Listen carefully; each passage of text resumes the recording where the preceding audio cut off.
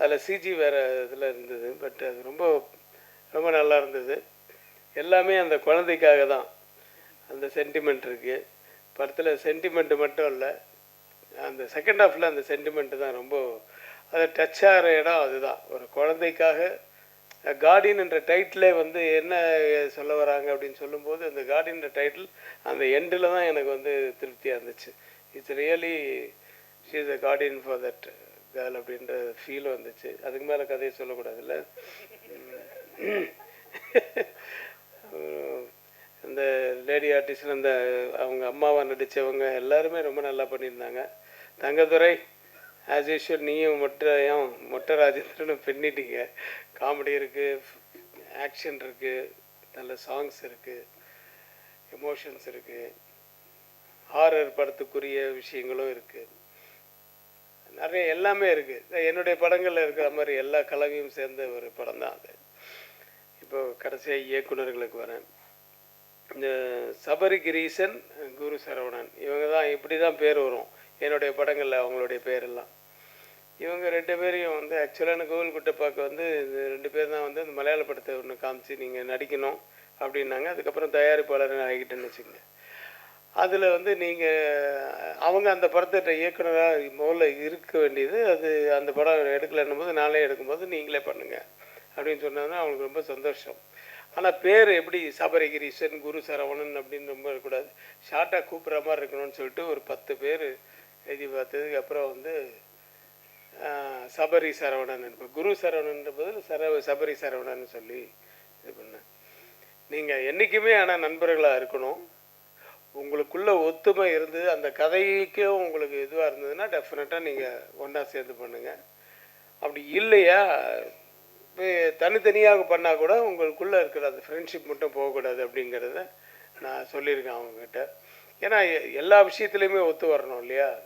அதனால் வந்து அந்த இது இந்த மாதிரி நம்ம அந்த படத்து ரிலீஸுக்கு முன்னாடியே அவங்க ரெண்டு பேரும் ஒன்றா சேர்ந்து பண்ணுற அளவுக்கு ஒரு படம் அமைஞ்சுது அவங்களுக்கு. ரெண்டு பேர் ரெண்டு எக்ஸ்ட்ரீம்னு எதுக்கு சொன்னேன்னா, ஒருத்தன் அந்த சரவணன் வந்து எப்போ பார்த்தாலும் சிரிச்சுக்கிட்டே இருப்பான். இது பாருங்கள், இப்படியே எப்போவும் சிரிச்சுட்டு இருப்பான். இவன் எப்போவும் சிரிக்கவே மாட்டான். அந்த மாதிரி ரெண்டு பேரும் ரெண்டு டிஃப்ரெண்ட் கேரக்டர்ஸு. இதில் வந்து எனக்கு ஒரு விஷயம் ஞாபகம் வருது. இந்த பாலகிருஷ்ணா படம் பண்ண தெலுங்கில் இப்போது ரீசெண்டாக.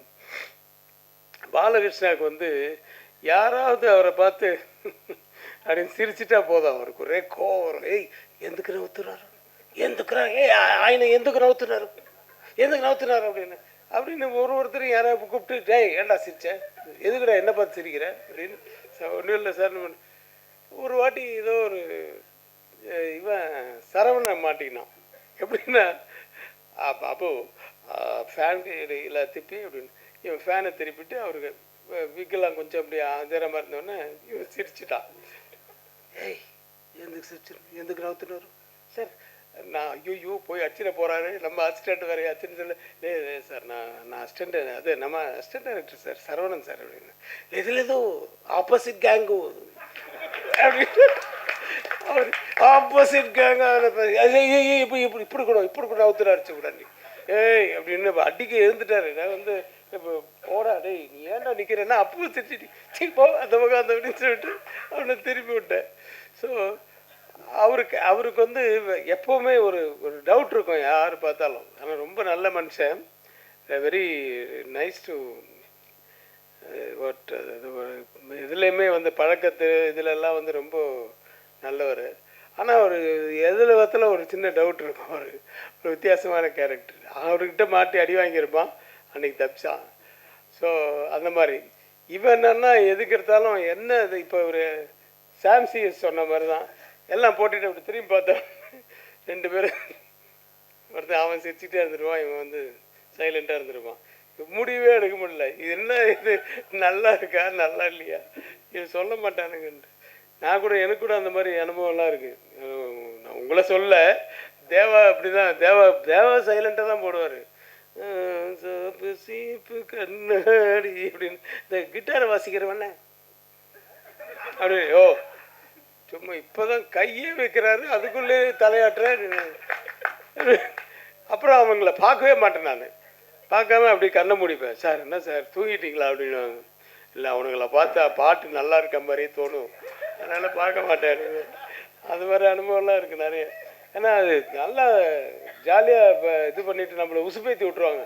அவங்களுக்கு என்ன பாட்டு 2 ஓகே ஆகணும் போன முடிஞ்சிச்சு, அடுத்தது அடுத்த மீட்டருக்கு கீழே ரெடியாக இருப்பாங்க ஆளுங்க.